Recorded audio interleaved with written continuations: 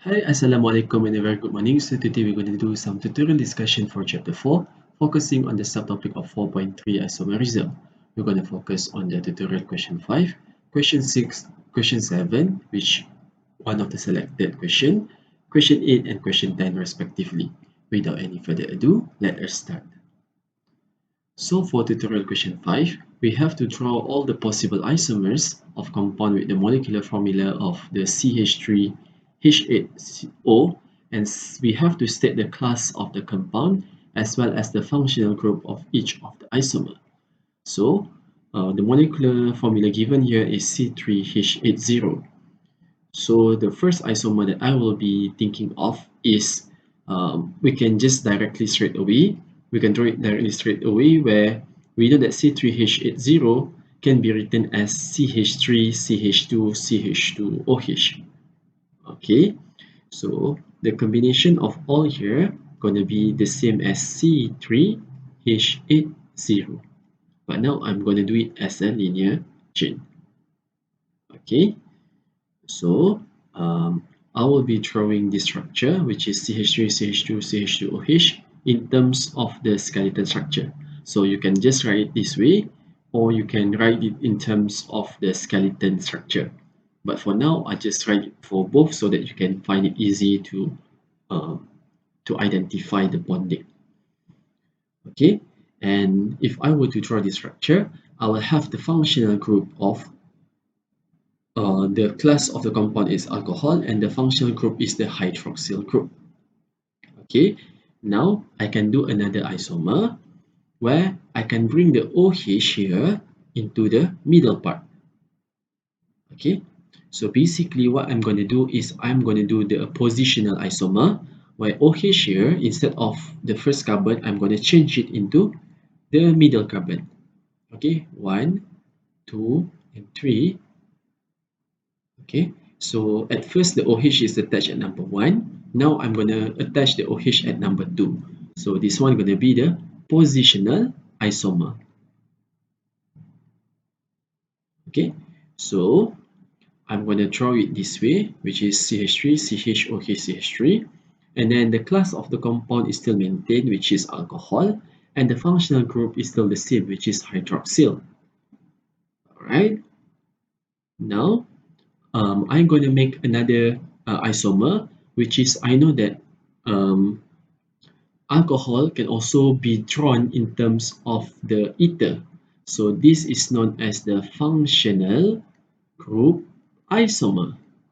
Okay, so we have to come back to the table that we have seen where this is a type of alcohol, and we can also make another type or classes of compound, which is an ether. So from the same molecular formula, you can draw it in terms of alcohol or you can draw it in terms of ether. So this is known as the functional group isomer. Okay, so what you're going to draw is CH3, CH2, or CH3, where the molecular formula here will still be the same, which is C3, H3 campur 2 campur 3. So 5, 8, and then 0, because one oxygen here. So which is C3H80. So we can write it this way, or you can draw it in terms of the skeleton structure, which is like this: CH3, CH2, or CH3, where the hydrogen is being hidden. So for the class of the compound, it's going to be ether, and the functional group going to be an alkoxyl group. Alright, so that's for question number 5. Now we move on to question number 6. So for each of the following compound, we have to draw its isomeric pair that represent a chain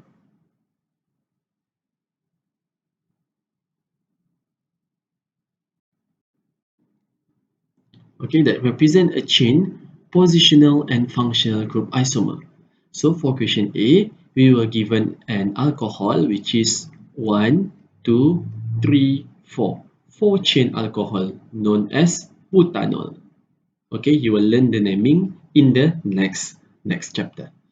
Okay, so if you were to draw the butanol, you will get to have 1, 2, 3, 4 butanol. But now we have to make chain isomer, positional isomer, and functional group isomer. So we have chain isomer, positional isomer, and functional group isomer. So the definition of chain isomer means that you are going to bring one of the chain into becoming a substituent or the branch here. Okay, and you can bring this chain into carbon number 2 here. Okay, so you can draw it in terms of the skeleton structure so that you can easily see, or you can draw it in terms of the condensed structure here. So CH3, CH2, CH2, CH2OH, you can bring the CH3 here into here. Okay, and that is why you will have CH3, CH attached with another CH3, CH2, which refer to here, and OH and OH. So this is the chain isomer. But I will draw both so that you can see it clearly. Now, for the same butanol here, I'm going to make a positional isomer. So positional isomer means I will move the functional group. So from number 1, okay, at first the OH is attached at number 1. Now I'm going to attach the OH at number 2. Okay, so it's going to be 2-butanol because it attached at carbon number 2. Okay, so you can draw it in terms of the skeletal or you can draw it as here. So it's going to be CH3, CH2, CH attached with OH and then ending with CH3.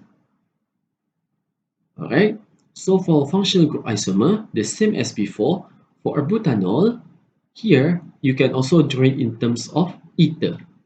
Okay, so this is your butanol, but now because of functional group isomerism, you can draw it in terms of ether. So you can draw it as CH3, CH2, CH2, O here, and then ending with CH3. Okay, so that's all for part A. Now you're going to do for part B, which is the same. So given here is CH3, CH2, CH double bond CH2. So this is one butene. 1, 2, 3, 4. 2, 3, 4. So this is example of butene, which is an alkene. Now we're going to make a chain isomer. As mentioned, we're going to bring the chain, one of the carbon chain into becoming a branch. So you can put it at number 2 here. Okay, so when you bring it here, it will become like this. So you're going to produce a chain isomer. Alright, or if you want to do it in terms of the condensed structure, you can write it as CH3 here, which refer to here, C going to be here, attached with CH3, which is here, and then double bond CH2 here. Alright, and at the same time, you can draw the positional isomer, which is the same species as before, which is CH3, CH2, CH, CH2.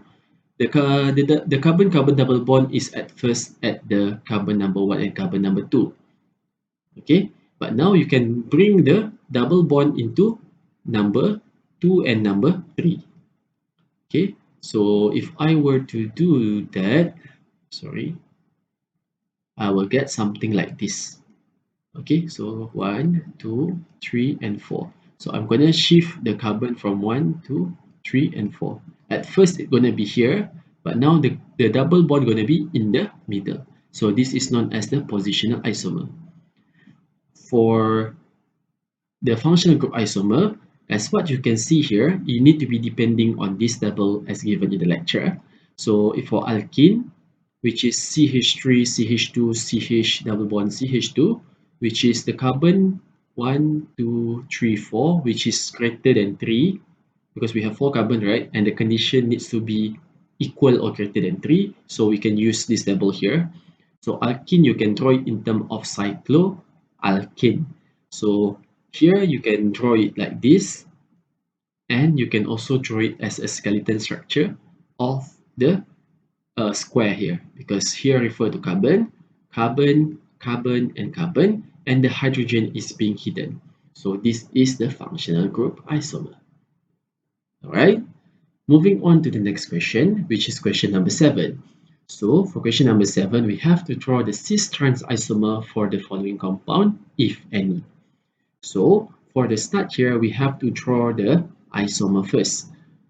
So we're going to start with the carbon-carbon double bond, where the carbon here going to be attached with Cl and going to be attached with hydrogen.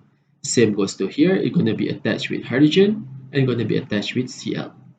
So from here, you know that you're going to form a trans isomer and it can also forming a cis isomer.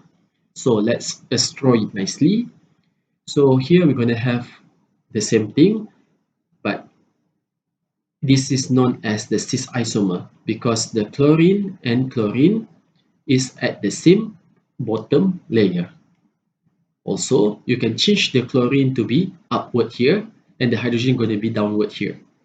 Okay, so if you were to do that, it's going to be a trans isomer. Okay, and for the naming here, you will learn how to do the naming at the next chapter. But for the start, the idea to do that is you have to look at the parent name, ethene. So 1 and 2. So if got one carbon, the name gonna be methane. If two carbon gonna be ethene. Okay, so the name is ethene, and then di because it have two chlorine, so it's gonna be dichloro. 1 and 2 because it is attached at number 1 and number 2, and because it is a cis isomer, so it's going to be cis 1,2 dichloroethene. Here the naming is being maintained, okay, the same as before, but now it is because it is in opposite or diagonal, so it become the name as trans. Okay, now for number 3, we're going to draw the cis-trans isomer if there is any. So if I were to draw the structure in terms of the skeleton structure, I will get to be C double bond C attached with hydrogen and attached with CH3. And on this side, carbon here, I'm going to attach with two methyl group, which is CH3. So from here, I have for this carbon, I have the same group of atom. So when I have a same group of atom, the cis-trans isomer cannot be formed. So for this case, there is non-cis-trans isomer. Okay. Now for number 5, I can also draw the cis-trans isomer where I can denote it as number 1 and here going to be denoted as number 2. Okay. So 1, 2, 3, 4, 5, 6. So it's going to be having 6 carbon in a cyclic compound. So if Br and Br is at the top together, so it's going to be a cis isomer. And if Br here is a change to downward and hydrogen going to put upwards, it's going to be a trans isomer. So the naming here is known as cyclohexane because it is a cyclic compound and it has 1, 2, 3, 4, 5, 6. So 6 polygon gonna be hexane. Okay, and because it is cyclic, so it's gonna be cyclohexane. And then it got 1 and 2 because 1 and 2 here attaching 2 bromine. So di maksudnya dua. So dua bromine attach dekat 1 dan 2, which is dibromo cyclohexane. And cis because it is a cis structure. For this part, the naming here is still maintained. However, the upper part here, because it is a trans isomer, so we have to change it into trans. Okay, so you will be learning about the naming in the next chapter. Okay, but I will just introduce it to you now so that you will find it familiar later. All right. Now for question number 8. So for question number 8, we have to draw all the structural formula of compound with the molecular formula of C4H8 and which isomer can form a geometrical isomer. So for C4H8, you know that it will be forming an alkene because the general formula is CnH2n. Okay, so at first you can draw it in terms of alkene. Okay, so for example, you draw it as CH3, CH2, CH2. So the molecular formula here is still the same, which is C4H8. C4H8. So firstly, you're going to draw it as one alkene or butene here. And second, another isomer is that you can bring the double bond into the middle. So here, going to produce the second isomer. So first isomer, second isomer. Okay, so this is known as the positional group isomer. Now, you can make another isomer by bringing one of the chain, for example, the chain here, into the middle. Okay, so when we are changing the carbon change, we are creating a new isomer where this is known as the chain isomer. Now, from the alkene here, you can draw it in terms of cycloalkane. So you know that alkene can be converted into cycloalkane, and this is known as the functional group isomer. So just now we have C4H8. So we're gonna forming 1, 2, 3, and 4. 4 carbon, and each gonna be attaching with hydrogen. Okay, but since I'm drawing a skeletal structure, so the hydrogen here gonna be hidden. Okay, so from alkene here, it can be converted into cycloalkane. And at the same time, the cycloalkane here can be also be drawn in terms of triangle. So because we have 4 carbon chain, I can draw it as 3 carbon chain. 1, 2, 3, and then one of the extra carbon chain gonna be drawn as the branching. Okay, and I will label it as CH3 so that you can see that it is a carbon chain or the carbon branch here. Okay, but for skeletal structure, if you don't want to write it, then it is okay, so you don't have to write. Okay, so these are 1, 2, 3, 4, 5 types of isomer that can be produced. So here gonna be chain isomer and chain isomer of the chain isomer of number 4 to produce number 5. Okay, and on the same question, they asked us which isomer can form geometrical isomer. Okay, so isomer that can form geometrical isomer is which one of those? Okay, so geometrical isomer here means it can form cis-trans isomer. Okay, so the other meaning of geometrical isomer is cis-trans isomer. So for the cis-trans isomer to produce, it has to need to have a double bond. Okay, for example, this double bond here, and this double bond here will be attaching the carbon here going to be attached with hydrogen and going to be attached with CH3, and the carbon here going to be attached with hydrogen and going to be attaching with CH3. So this structure number 2 here can be used to form a cis-trans isomer. If we were to draw it nicely, we will get C double bond C, okay, and then C here attached with CH3 and C here attached with H, and the same on the other side, which is CH3 and CH. So here going to be producing a cis isomer or cis-2 butene because the CH3 are on the same top layer. And we can bring the CH3 to downwards and H to upwards. So we're going to have a trans isomer, or known as the trans-2 butene, because at first it has 4 carbon chain. So 4 carbon chain and 1 double bond, it's going to be a butene. Okay, for this, it can't form a geometrical isomer because the carbon, which is the carbon here, is attaching with the same atom, which is hydrogen and hydrogen, and that is why number 3 will not be selected for the cis-trans isomer.